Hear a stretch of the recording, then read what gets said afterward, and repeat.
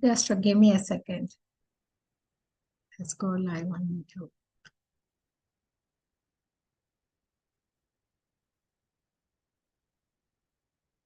Okay.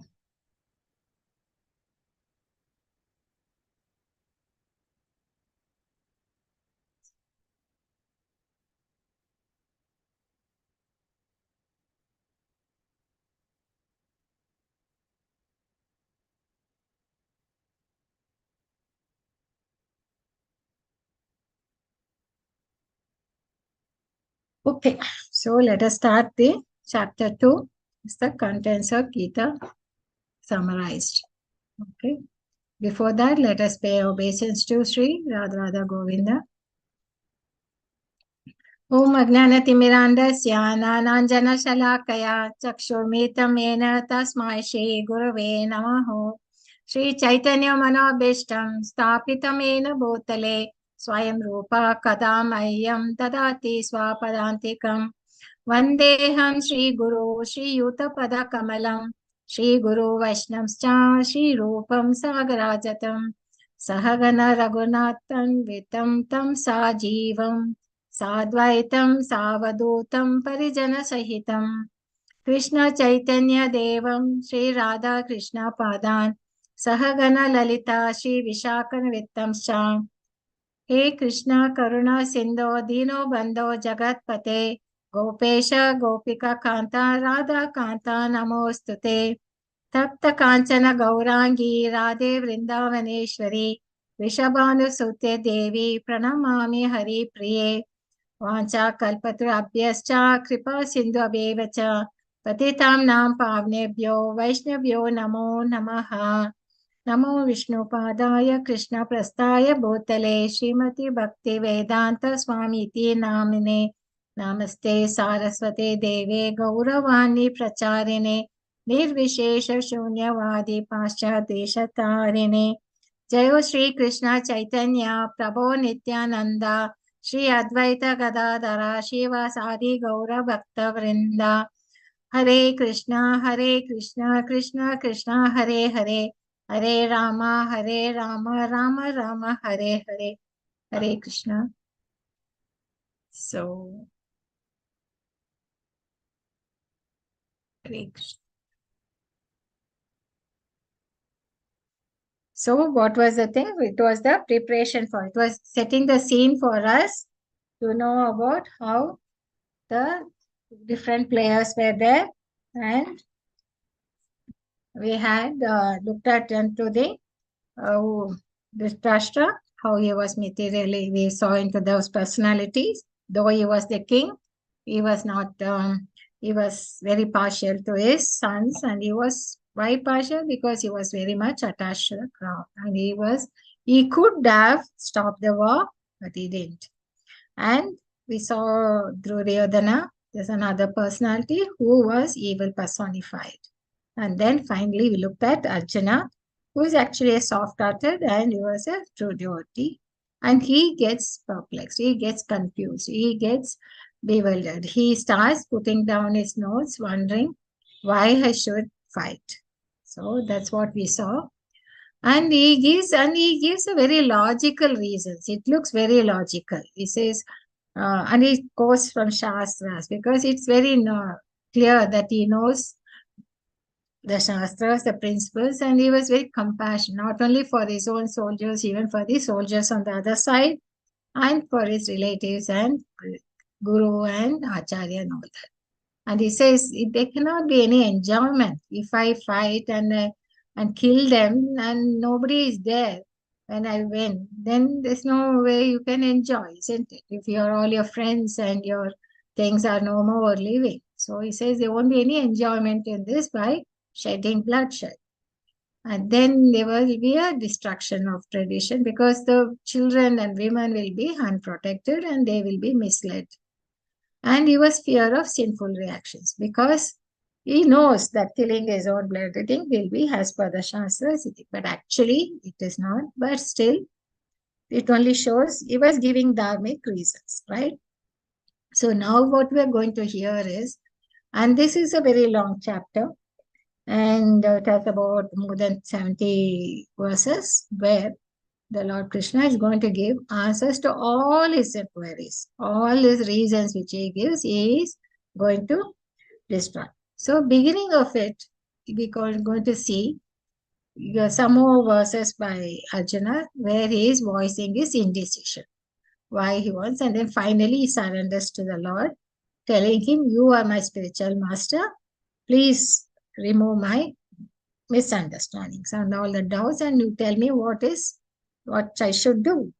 So that's when the Lord knows that for this, he has to give him not just a reason, I think, he has to give him transcendental knowledge. He has to talk from the basic thing, from where the fundamental thing, what is missing by Arjuna's misgivings. There was something which he missed out, the basic thing. So he starts with that. So we are going to see that.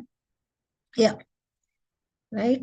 So this chapter we can have 5 sections and we will look into. Let us see if we can cover both the sections A and B, or we'll just go through the first process there. Arjuna continues to express his doubts about fighting thing, and he surrenders to Krishna for instruction. So further doubts and he surrender, right? So what did we end up with in the last time? Sanjay Uvacha. He said, seeing Arjuna full of compassion, his mind was depressed and his eyes was full of tears, and he says, then Madhusudana, Krishna spoke the following words. Okay, so full of compassion. Actually, when we ended up last time, when we says Prabhupada ends the purport saying the Arjuna was soft-hearted and he was a true devotee and he was full of compassion. So he is eligible to receive the transcendental knowledge. Okay, but now here you can see Sanjay starts off with telling, but Dhritarashtra would have been very happy. He will think, okay, now the battle is lost. He won't be there, and Kauravas will win and without any loss. So, but Sanjay is telling, no, Madhusudana is there. Krishna, he spoke the following words. He understood. So, Prabhupada writes very well in this. Anybody would like to read this? Material compassion. Hare Krishna. Hare Krishna. Yes, Mataji, go ahead. Material compassion, lamentation, and tears are all signs of ignorance of real self. Compassion for the eternal soul is self realization. The word Madhusudana is significant in this verse. Lord Krishna killed the demon Madhu, and now Arjuna wanted Krishna to kill the demon of misunderstanding that had overtaken him in the discharge of his duty. No one knows where compassion should be applied. Compassion for the dress of a drowning man is senseless. A man fallen in the ocean of neesons cannot be saved simply by rescuing his outward dress. The gross material body, one who does not know this laments for the outward dress, is called Shudra, or one who laments unnecessarily. Arjuna was a Kshatriya, and his conduct was not expected from him. Lord Krishna, however, can dissipate the lamentation of the ignorant man, and for this purpose, the Bhagavad Gita was sung by him. This chapter instructs us in self realization by an analytical study of the material body and the spirit soul. As explained by the Supreme Authority, Lord Sri Krishna, this Lord Sri Krishna, this realization is possible when one works without attachment to free to results and is situated in the fixed conception. Hare Krishna Mataji. Fixed conception of the real self. Hare Krishna Mataji. Hare Krishna. So I just wanted you all to look at this. And there's 2 things. One is the material compassion. He says, Prabhupada writes, material compassion, lamentation, and tears are all signs of ignorance. So here, Arjuna was looking at it as because of his relationship. He has the relationship. No, he was looking from that perspective. So his compassion was from material land. That was the bodily relationship. So he says that shows the signs of ignorance, right? And then also Prabhupada gives the significance of the word Madhusudana, and you must see in on this throughout the Bhagavad Gita, the Lord will be addressed by different names, okay? Madhusudana, Mahadava, and all that. It has certain significance depending on the context. So here, Prabhupada brings out that he was called Madhusudana because Arjuna wanted to tell Krishna that please kill this demon of misunderstanding that has overtaken him, right? But here Prabhupada brings out a good point, saying that we should know when to apply the compassion. You might have compassion and think, but you have to know whether it is the rightful thing to do or not. Okay, it is really. And whether it is, that is something which has to be reflected upon. And another thing which I like to point out in this purport is and now he gives a very good example. Like, he says there's compassion for the dress of a drowning man. See, if it is senseless, a person is drowning and we have to actually save the person and not his clothes. So if you think only of the clothes and not about it, that is senseless, isn't it? Same way, because we are born in this conditioned souls. So he says by just trying to rescue the body, I mean, if you focus only on the gross material body, then it's unnecessary. So here, Arjuna was a Kshatriya and this conduct was not expected from him. Okay. So this is something here, same word, compassion. Whereas in the previous sloka, when he ended the chapter, Prabhupada says, compassion and soft-hearted shows that means he was a devotee. So Arjuna is playing two roles here. One as a devotee and also as a conditioned soul. So as a conditioned soul, he is now looking from this perspective of saying that how I can kill my teacher and how I can kill my kinsman because the Shastra says you should not. So he was quoting from Shastra, right? So these are, I mean, when you read throughout, you can see from which angle Arjuna would be, whenever he voices his questions, it would be more from as a condition, as the questions which will arise in our minds, right? So here, that is something which I like you all to, I would like you all to read Purport because this is where the level 2 is, where to go into deeply and try to contemplate on what is being told. So here he is depressed and he spoke, and here in the Prabhupada writes material compassion is a science of thing, real self. Self-realization means we have to have compassion from the eternal soul. And here in this analogy, we looked at that. And chapter 2 discusses. And the first sloka, when Prabhupada writes certain, gives an introduction to the chapter. And even in the end also, when he summarizes of the chapter, you can see some of the silent points, he brings it out. So he says, self-realization. So Krishna will focus on self-realization by giving an analytical study. What he's going to tell, because this was the basic thing which Arjuna forgot, that he was lamenting for the material body, that is material relationships, whereas the soul, he has forgotten about that. So that explanation is going to give by whom? The Lord himself, Krishna. Okay. Another thing is the Supreme Personality of Godhead said, my dear Arjuna, how have these impurities come upon you? They are not befitting a man who knows the value of life. They lead to nothing but to the lower planets. They will not lead to things. So now, straight away, Lord Krishna says, Sri Bhagavan Uvacha, Kutvastva Kasmalam Idam Vishame Sampusim Anatya Chashtam Asad Akirti Karam Arjuna. So he says, Arjuna, how have these impurities come upon you? They are not at all befitting a man who knows the value of life. They lead not to higher planets, but to inferior. So he starts off thing. But in this purport, Prabhupada, now we are introducing the Lord. See, till now, Krishna was not listened completely to what all Arjuna said. The only now he is, finally when Arjuna stops talking and says, I really don't know what to do, and he doesn't want to fight, that's when Bhagavan Uvacha. Till then, throughout this Bhagavad Gita, Vyasadeva addresses Lord Krishna as Bhagavan Uvacha, because he is the Bhagavan, and that explanation is given here. In the first itself, Prabhupada writes, Krishna and Supreme Personality of God are identical. And he is referred to as Bhagavan throughout, because he is the absolute truth. And there are three kinds of stages of understanding the Lord.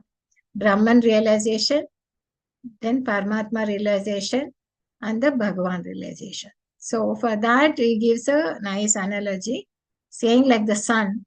See, in the first beginning, we might only know the sun, which is giving us light, and it's spread everywhere, sunshine, it gives heat and everything.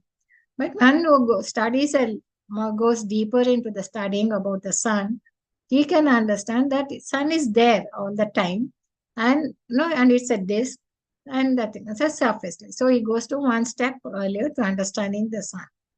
But if they go much more deeper, then they realize it's a planet and there's a sun god, and which is nourishing all the planets around.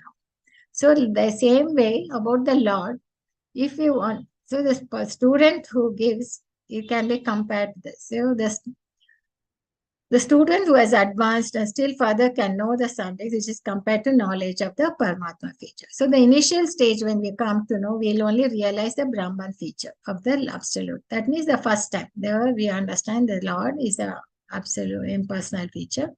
Then we come to know the Paramatma feature, who is there within us. And then when he enters into the heart, he knows about the Lord as the personal features of the Supreme. So, and then he gives a reference. Prabhupada gives a reference from this Brahma Samhita, how he is now, where it is clearly said that Krishna is a Supreme Personality of Godhead, and also gives the reference from Bhagavad. Okay. And therefore, Krishna is the Supreme Personality of Godhead, the source of both his super soul and impersonal Brahman. So this is, then he's justifying and saying, where from this impurity is coming. And here we must understand is addressing as Aryans. Aryans are there who were civilized people. It's not the Aryans who came from the Europe or anything. It's the Aryans is always known as to the people who knew the value of life and the civilization based on spiritual realization. So this act of confidence is described as befitting the non-Aryans. So this is how Prabhupada writes. And also we come to know about the Lord more clearly in the purpose. O son of Pritha, do not yield to this degrading importance. It does not befit you. Give up such petty weakness of heart and arise. So he's saying, he's giving them scold. He doesn't tell what you have come now and trying to tell me that you don't want to fight.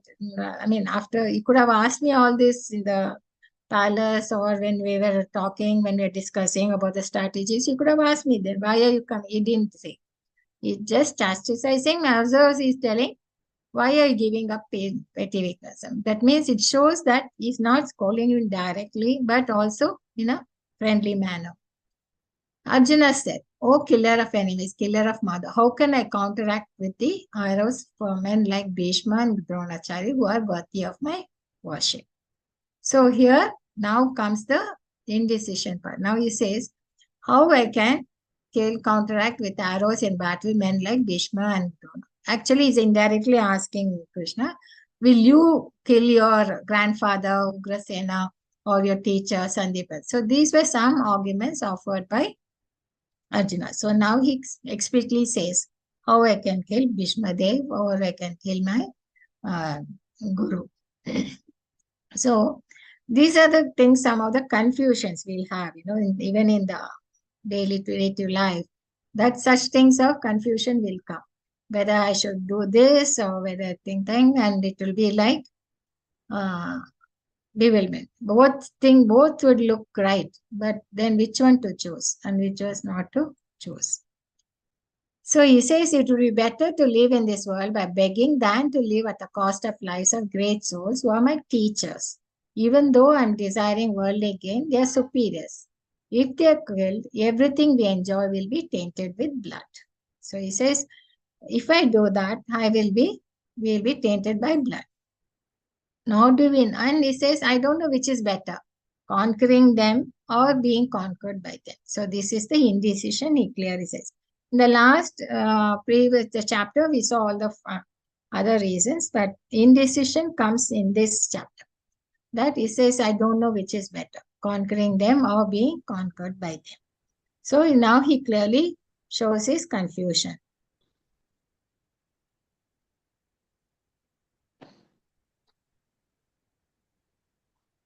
Okay. Now I am confused about my duty. I am your disciple and a soul surrendered unto you. Please instruct me. So this is the time. So why does he turn? Anyone like to read this sloka? This is a sloka which you all have to. It's a very famous thing. Hare Krishna. Whoever wants to try. Karpanya dosha pato. Shall I, Mataji? Yes, Mataji. Indra Mataji, go ahead. कार्पण्यदोषोपहतः स्वभावात् पृच्छामि त्वां धर्मसम्मूढचेताः स्यानिश्चितं ब्रूहि तन्मे शिष्येस्तहं शाधिमां त्वां प्रपन्नम्. Thank you, Mataji. So here he says Karpanya dosha. There is a weakness in my heart and it is confusing me. Samudha cheta, dharma samudha cheta. And he's telling Nishchita Brohi Tanve. Please tell me definitely what is good for me. What is good for me. Now I've surrendered. Prapanna means I've surrendered. You're my guru. I'm your student. Okay.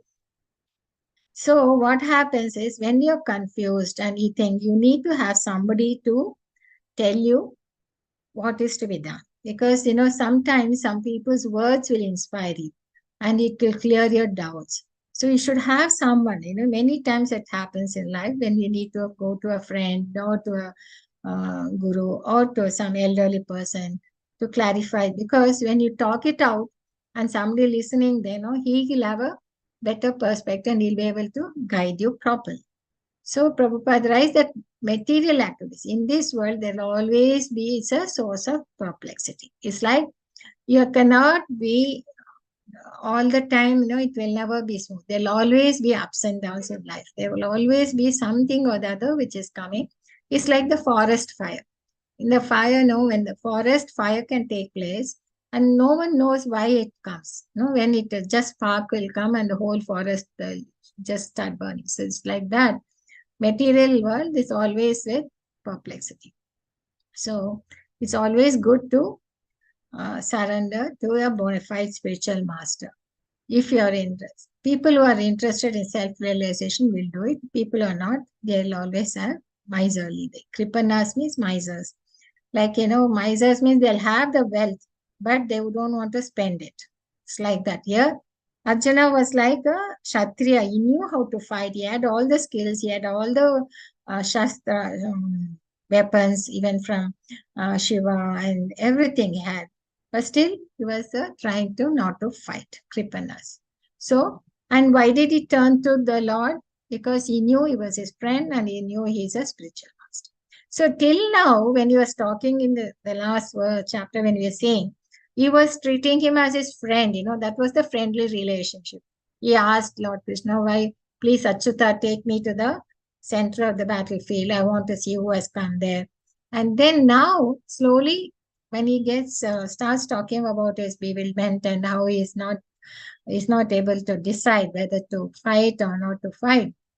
And he's asking, turning to him, now the relationship changes. Now it becomes like a student to a teacher. So that is a relationship. So he says, Shishyas teham shadi ma tvam prapanam. I have surrendered to you. Please instruct me what I should do. So, and why this material, the disease is it's a skin disease, not overly affectionate to the family, society, and the country. He was that. He could understand that he had this weakness in him. So, what did the Lord say? Sri Bhagavan Uvacha. Ashosha, anyone wants to try this? Hare Krishna. This was, what did the Lord say? Anybody else trying?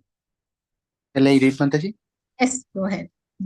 Shri Hare Krishna. Shri Bhagavan Vacha Ashocyan Anvasochastam Pragyavadamscha Bhashashe Gatasun Agatasumscha Nanu Sochanti Panditaha. Thank you, Prabhuji. So the Supreme Personality of Godhead said, while speaking learned words, he was speaking like Tvam Prajna Vadams. Learned words, you're mourning for what is not worthy of grief. So you're associating, you're lamenting for something which is not worthy of grief. Those who are wise lament neither for the living nor for the dead.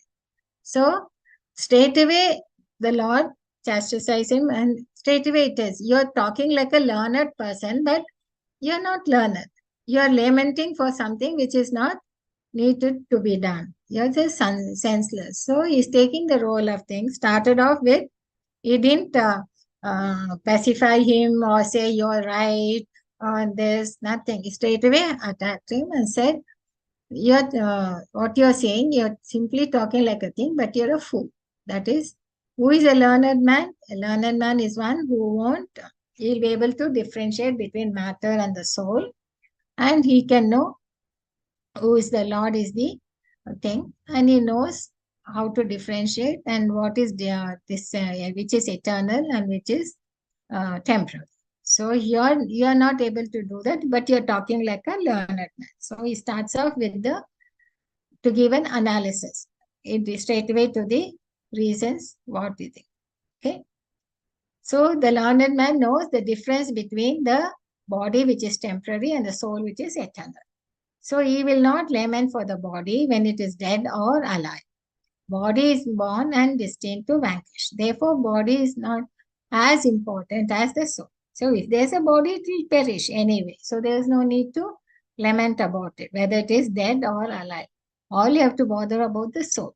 And now he continues to say, never was the time when I did not exist, nor you, nor shall all these kings, nor in the future shall any of us sit. All are there. They're all souls. So they will be continued to be. And they were there before also. And they will also be there in the future. So why are you limited? So this is something like, impersonal say that there are Mayavadis who say that once we get liberated, we'll merge into the Paramatma, into the Brahma Jyoti. But here Krishna is clearly saying that we were existing before and you are existing now and you're also existing. So if you are merged into the Brahma Jyoti, how you can come out of it? You cannot, no? So that shows that there is an individuality, that the person, the soul is individual and he doesn't get merged into the Lord, but he's a part and parcel. I mean, he has the features of the Lord, Sachit Ananda, and he'll be there. It is eternal like the Lord, but of the minute qualities will be there. So here it says that, and so that's why he's clearly telling us about that. So there was and he's giving now he'll continue to tell more about the soul, what it is. So anybody else, Dehinosmin is a very popular one. Hare Krishna. Mataji, Hare Yes, Krishna. yes, Prabhuji. Go ahead. Dehinosmin yada dehe kaumaram yavanam jara tada dehi paratati dirastaranam. Diracha Moeti. So Dehinosmin yata de. So as the embodied soul continually passes in this body from boyhood to youth, Kaumaram, Yauvan, then old age is Jara. The soul similarly passes into another body at death. Dehantra Praptir, it goes to another body. So a Dhira, a sober person, is not bewildered by such a change. So here clearly the Lord says there is a transformation. See, first you are born as a small baby, then you grow up as a boy, then you grow up to a teenager, then you grow up as a man, and slowly then the body decays and then it matures. You will propagate and then it will start decaying and become old age and then finally you die. Once you leave this body, again the soul will take another body. So there is though the body is changing throughout, it's transforming from small boy to a thing and all these transformations, the soul will remain the same. because it is the eternal and it will know. You know what the body you had when you were young and when you think, and you can see the changes in your body. But that knowledge that I am, that thing, that knowledge is the soul which is there continuously with it. So a dhira, a person who knows this difference, is not bewildered by such a change because he knows he's a conditioned soul and he has come here. And the bodily, whichever changes are taking place, is only a change by the material body. O son of Kunta, the again, this is also Matra Sparshani to Kaunteya, Shishona, Sitosna Sukha Dukha Dha, Agama Payino Nityas, Tam Tiksva Bharat. O son of Kunti, the non-permanent appearance of happiness and distress and their disappearance in due course are like the appearance and disappearance of winter and summer. They arise from sense perception. O son of Skyan of Bharata, one must learn to tolerate them without being disturbed. So here clearly Krishna is saying, yes, there will be death and there will be, you'll feel sad because you're missing your relatives, you're missing your friends because of their died. Right, we know that. So he's not saying that, no, they'll be happy. No, when they die, you'll also feel things. So it is like happiness and distress is like it's comparing to that of winter and summer. So when there's a winter, that time you feel the water is very cold, whereas in summer you like the water very much because you need the thing. So the appearance and disappearance of winter and summer seasons is like that. Some days you'll be happy, there will be happiness and there will be distress. So we must not be disturbed by that. We must learn to tolerate. So that is the key thing here. Krishna says, we are the soul. Yeah, and the body we have, we are in this material body. And because we are in this material world and we have our senses and there are a lot of sense objects around us. And we can control our senses, but you cannot control the sense objects around us. There'll be distractions and that is not in your control. So when they are affecting you, you will always sometimes you'll be happy, sometimes you'll be sad. So that will be there because you will always be thrown into this distractions and you will be some sense gratifications will be there and you will have this. Sometimes you'll feel happy, sometimes you'll feel distressed. But you have to tolerate them. You have to tolerate without being disturbed. You have to take it because that is only through the bodily relation and because of you're in this material world. And it is a dukkhalya. Krishna does say, it is a dukkhalya in chapter 15. So, right away he is telling them, it will be there. You have to tolerate. So, it's not that everyone will be, or some people will be happy throughout their life. No, you can see that it is there. And there are 4 birth, death, diseases and old age. No one has found any medicines for that. It's always there and people will always. So first thing is we have to learn to tolerate them without being disturbed. So straight away Krishna, he says, I understand you feel unhappy when you see your grandfather dying or your friends dying and all that. But it's like disappearance of winter and summer and it is arise from sense perception. Because we think of a material relationship because of that and you're always thrown into this world, it will be there and you have to tolerate them without being disturbed. And oh best among men, Arjuna, the person who is not disturbed by happiness and distress and steady in both is certainly eligible for liberation. So here clearly Krishna is very clearly in the beginning itself he says you are the soul and not the body. And you should tolerate whatever is coming. You have to accept. When you can accept the happiness which comes to you, you should also accept the distress which comes to you. And you should be steady. And then if you have done that, if you have become complacent, then you'll be eligible for liberation. Here clearly he gives you, starting he says, what is the way to liberate yourself? How to be as dhira. So that is what we clearly gives the point. So those who are seers of truth have concluded that of the non-existing there is no endurance, and of the eternal there is no change. This they have concluded by studying the nature of both.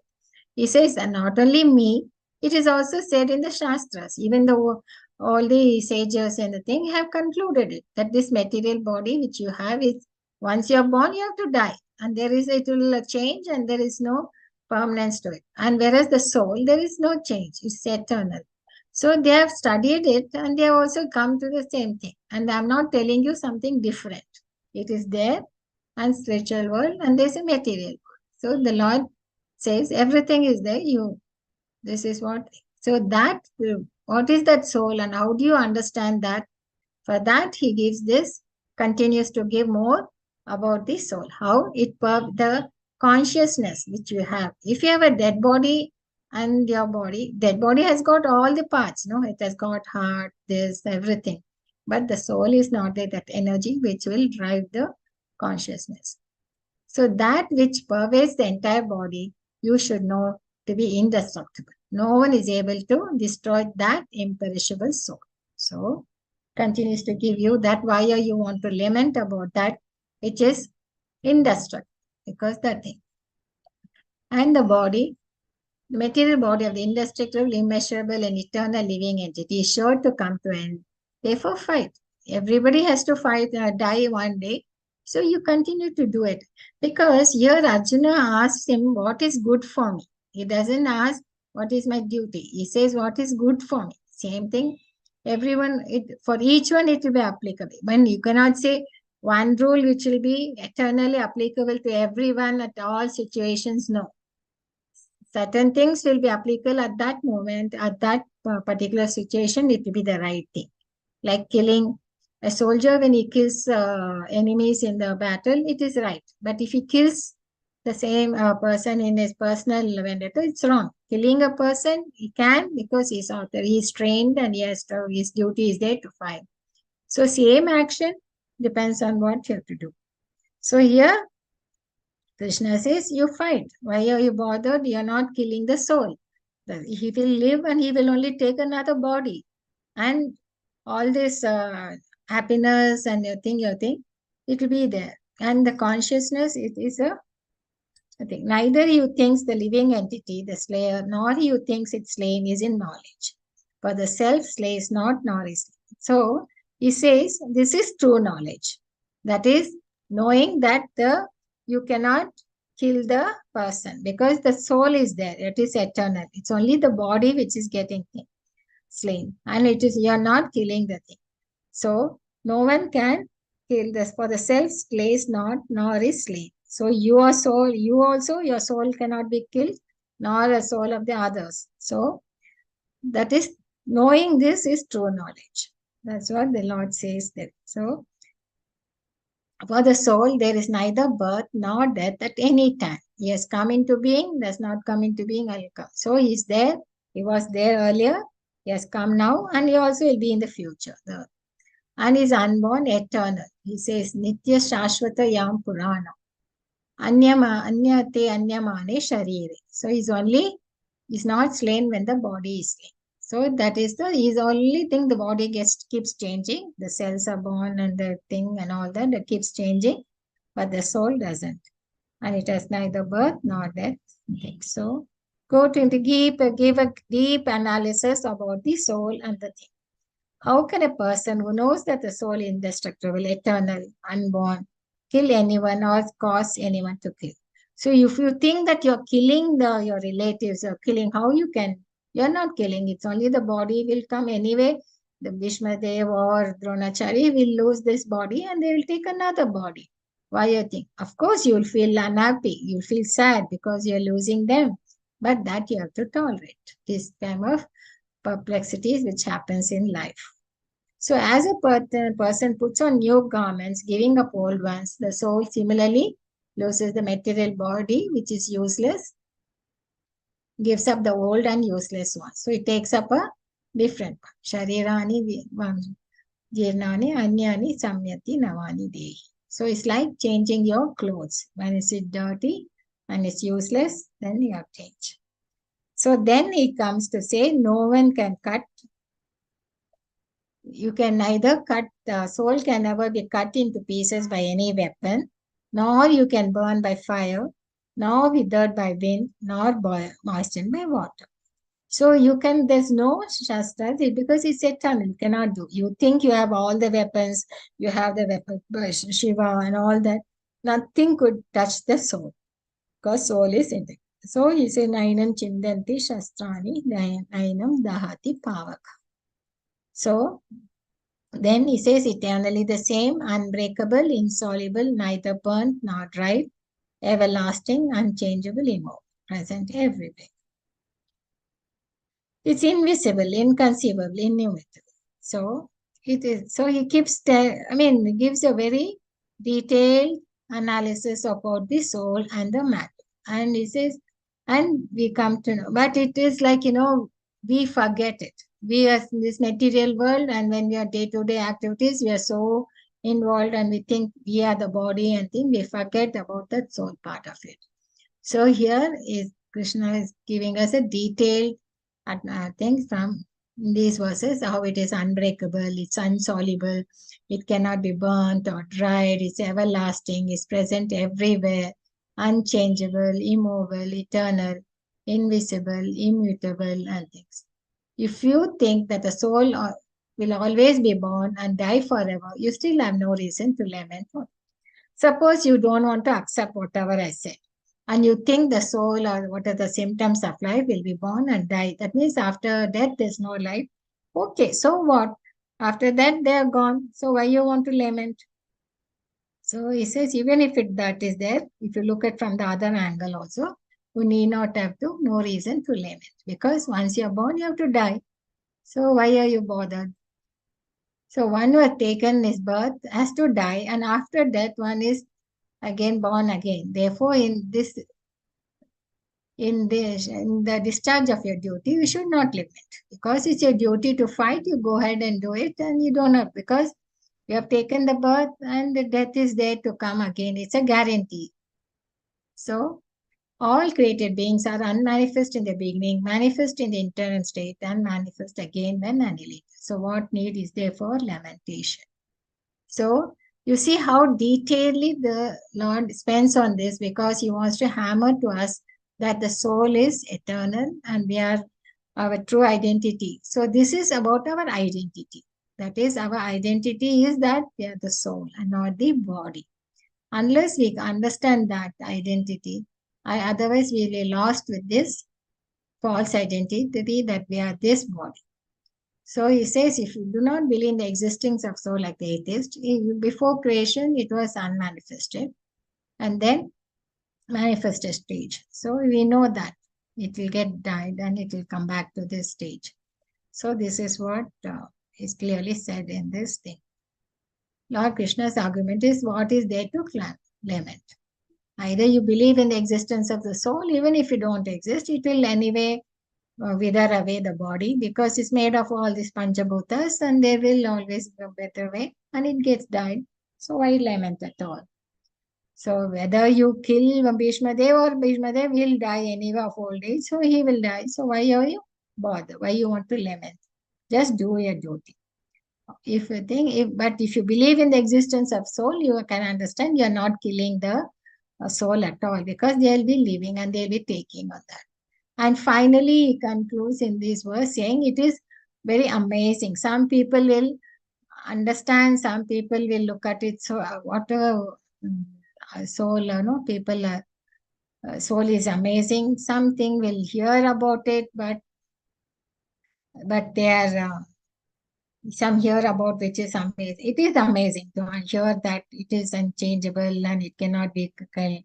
And so Krishna finally concludes that, and people will describe it as amazing. Some people who are amazing describe it as a soul, and something. So whether you are in the body of an elephant, or you're in the body of a virus, or in the body of a tree, or as a baby, still the soul is there in every living entity.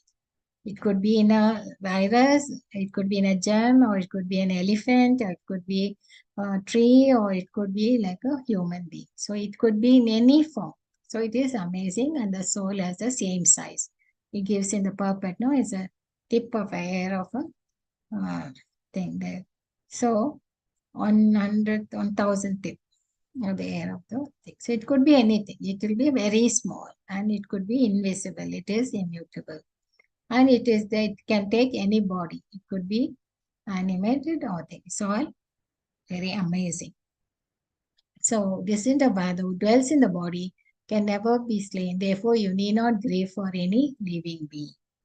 So, like the judge, no, he is there. His duty is to give. Suppose he has to give a capital punishment that such and such a person has done such and such a crime, so he needs to be hanged. But that is his duty. Doesn't mean that he's actually killing the person. That is the duty. That he has to give the verdict. I mean, as per the crime, he has to give the right judgment. Or like the doctors, when they cut the body, they have to do it. It's a surgery. If they have to save the, removes whatever it is possible, I mean, has to do the surgery and to save the patient. It's not that he's killing the patient, right? So you don't have to grieve for any living being because they are eternally the soul. So first he has said, no, the compassion, that it is because I'm killing my relatives, my friends, and things. So he's telling this is the reason for compassion. So we'll close at this. Unnecessary violence is not justified.